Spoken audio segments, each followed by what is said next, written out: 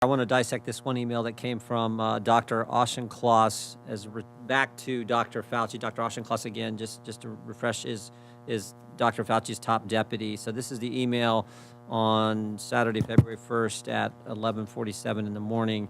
It's in response to the one that Dr. Fauci sent in the middle of the night saying, hey, we got important things. I got to talk to you. Keep your phone on. You're going to have tasks to do, et cetera. So he gets back to him. The email says, the paper you sent me says the experiments were performed.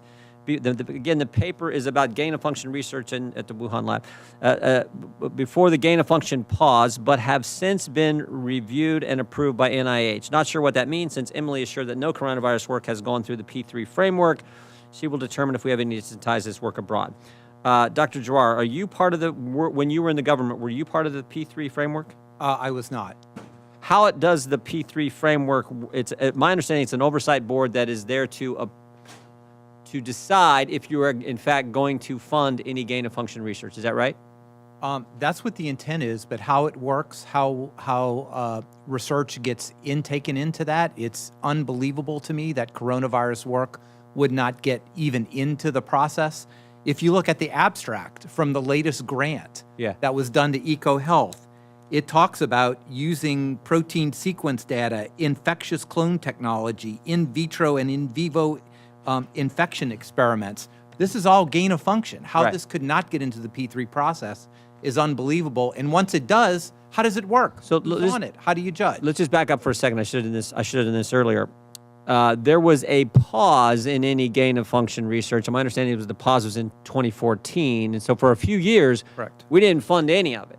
Right? I don't know why I think there's a fundamental question if we should be funding it at all, but we were funding it, paused 2014, was restarted a few years later, but under the premise that if we're going to restart it, we're going to set up this P3 framework, this oversight body, this oversight function that people will have to look at this closely, or a second look or whatever, some oversight look before it gets funded.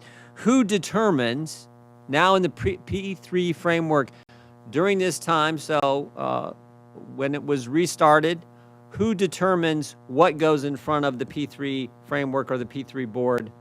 Who makes that determination? I am sorry, I don't know that, and I don't think anybody knows that about out of the hundreds or thousands of grants, who picks which ones go and not. And if there were truly no coronavirus work that got there, you have an intake problem. That means dozens, hundreds of. Well, someone's got to be responsible. Who heads NIH? Well, ultimately the buck stops with Dr. Collins, who's the NIH director, and Dr. Fauci. He makes decisions on this. Dr. Fauci on NIAID. They are the directors. Ultimately, they are the responsible individuals. So, in the end, the people responsible for this, who are supposed to decide if a grant proposal is going to go in front of the P3 framework board process or not, is ultimately Dr. Collins and Dr. Fauci. Is that right? They run the institutes, they run the NIH, the buck stops there. Yeah. That's correct. Okay. I think, Dr. Quay, you were getting ready to say something? Well, yes, the moratorium started in 2014. It was taken away in May 2017. And as far as I know, there's never been a grant that's gone before this structure, the P3, despite the fact that it was set up. So it was set up to look for gain-of-function research, and my understanding is that there's been no grant that's been sent. Well, my understanding is the guy who heads the chair of this board, this P3 framework board, is Dr. Hassel, and he's even said in a public forum, he volunteered this information that he's the chair, and he said it's been very limited, the work that they've done. Very few proposals come in front of them. But I think maybe the big takeaway for us today is the people responsible for making these decisions, Dr. Collins, Dr. Fauci, we invited them, they wouldn't come. And then the guy who chairs the board, Dr. Hassel, we invited him, and he wouldn't come. I think there's something there. Do you think? Well, let me do this question first. Dr. Mueller, you raised something. Well, let me go back. Dr. Giroir, why don't you think they're here? Why wouldn't they come? Dr. Fauci and Dr. Collins and Mr. Hassel. I don't know. I know Tony and I know Francis pretty well.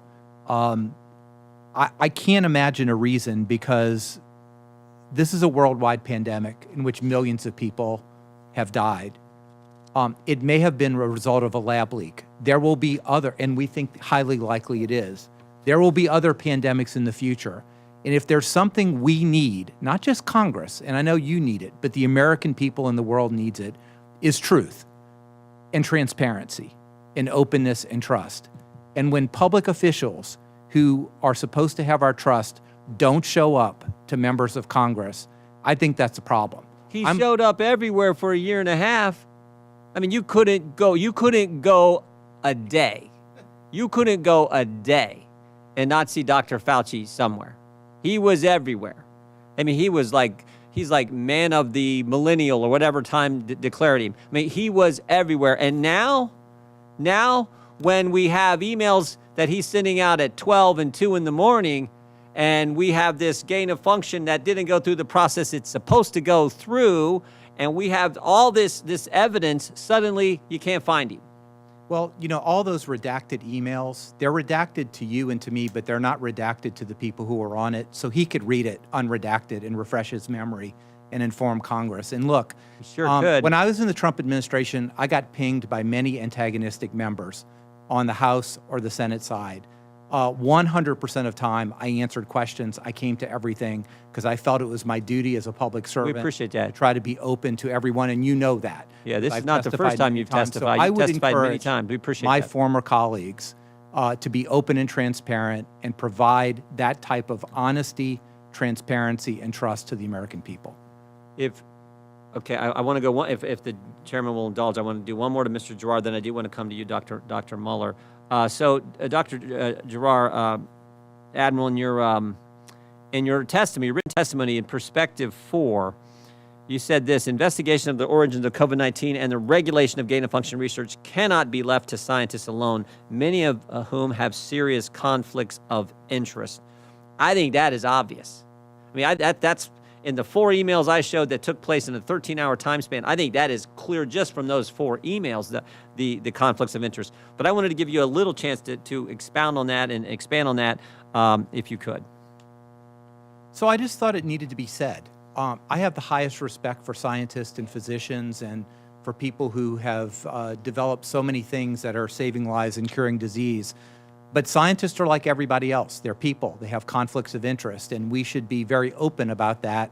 That we sort of have a little quote that we can't hide behind our white coats of self-righteousness, that we have hundreds of thousands of dollars in salaries and millions of dollars at stake.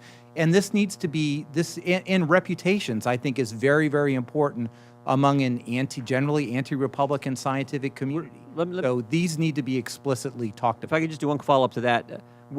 Does it concern you that conference call I referenced in my opening statement, that conference call there was only one person from our government on there and all these others were scientists who were getting our American taxpayers' money? Does that concern you, that call, the way that took place?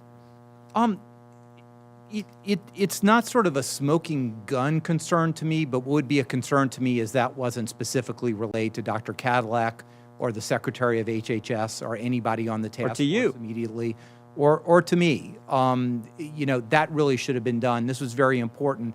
And we say that it doesn't matter whether it was in the lab or not, but that's not necessarily true.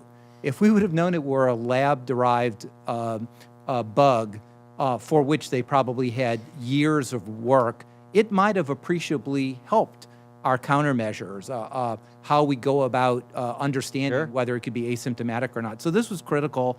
And I think that email, all that blacked out spots needs to be, maybe we don't need to know it, but Congress needs to know it and understand. Sure do. Okay, finally, if I could, thank you, Mr. Chairman, for your indulgence.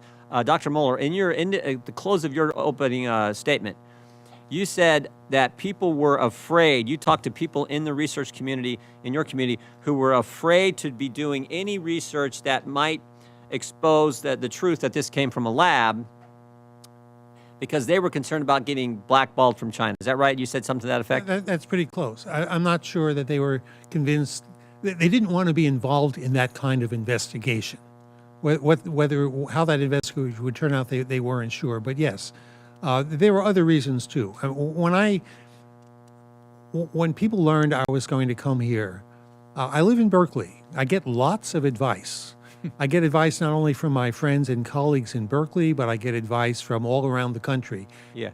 Not one person of all my friends and advisors thought I should come to this committee.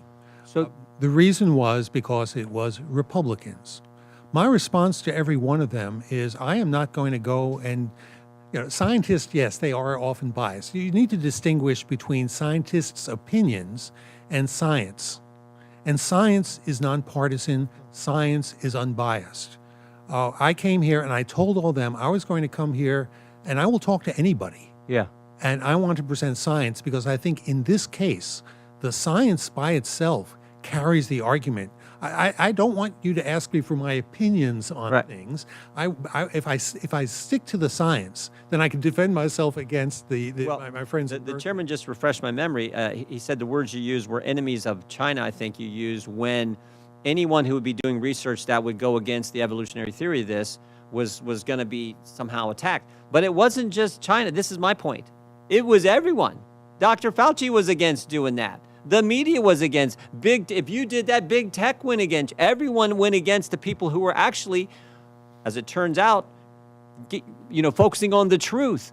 That is a scary thing for our country, and it goes right to your point. That's about opinions and politics, not about science. And that is what has happened, what did happen for the last year and a half. And my point that I made in my opening statement was, and Dr. Fauci, I believe, based on what I showed you all, I believe knew that from the get-go and was misleading the American people. And again, maybe I'm wrong, but he could have came here and answered my questions. Another quick anecdote. In September, when I called a virologist at a national laboratory and said, I was soliciting some help. This was before I met Dr. Quay. I was soliciting some help on this issue. He said, no, I'm not going to touch that. I'm not going to recommend anybody touch that because it would help the reelection of Donald Trump. Yep. So it was a political issue for some of them. Yeah. Well, thank you, Dr. Thanks. Mueller. Again, thank you for, in all